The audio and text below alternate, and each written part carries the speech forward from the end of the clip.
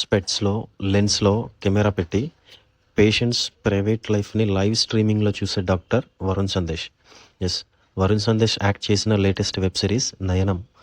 ఈ web series review చూద్దాం. And ఏ ఓటీటీలో స్ట్రీమింగ్ అవుతుంది, ఎలాంటి ఆడియన్స్‌కి నచ్చుతుంది, ఫ్యామిలీతో చూడొచ్చా లేదా, ఇలాంటి ఇంట్రెస్టింగ్ అప్డేట్స్ అన్ని ఈ వీడియోలో చూద్దాం.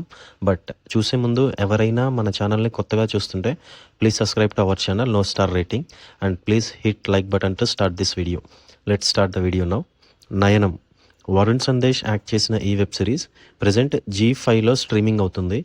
స్టోరీ లైన్ వచ్చేటప్పటికి వరుణ్ సందేశ్ చిన్నప్పటి నుంచి పక్కన వాళ్ళ లైఫ్లో ఏం జరుగుతుందో తెలుసుకుందాం అనే ఒక క్యూరియాసిటీతో ఉంటాడు.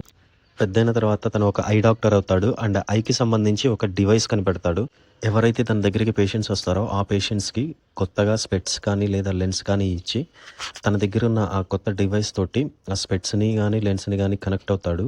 ఎవరైతే యూస్ చేస్తున్నారో స్పెట్స్ కానీ లెన్స్ కానీ, సో వాళ్ళ ముందు ఏం కనిపిస్తుందో వరుణ్ సందేశ్ తన దగ్గర ఉన్న డివైస్లో నుంచి లైవ్ స్ట్రీమింగ్ అయితే చూస్తాడు.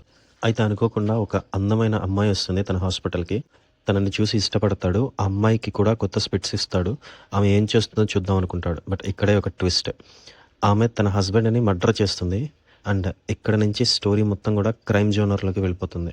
స్టోరీ ఒక డిఫరెంట్ కాన్సెప్ట్ తోటి స్టార్ట్ చేసినా కానీ ఈ మర్డర్ ఎప్పుడైతే జరుగుతుందో సడన్గా ఇంట్రెస్టింగ్ కాన్సెప్ట్ నుండి క్రైమ్ థ్రిల్లర్ జోనర్లోకి ఫ్లిప్ అయిపోతుంది.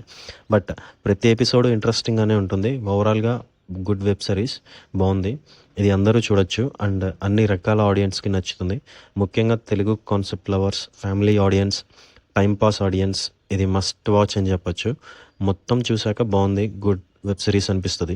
ట్విస్టులు కావాలి, ప్రతి సీను క్లైమాక్స్లో ఉండాలి, అస్సలు మొదలుపెట్టిన కాన్సెప్ట్ ఏంటి, ఎండ్ చేసిన కాన్సెప్ట్ ఏంటి అని డీప్గా చూసే సీరియస్ ఆడియన్స్కి మాత్రం అంతగా నచ్చకపోవచ్చు. బట్ మీ పక్కన ఉన్న కామన్ ఆడియన్స్కి అయితే పక్కాగా టైంపాస్ అయితే అవుతుంది.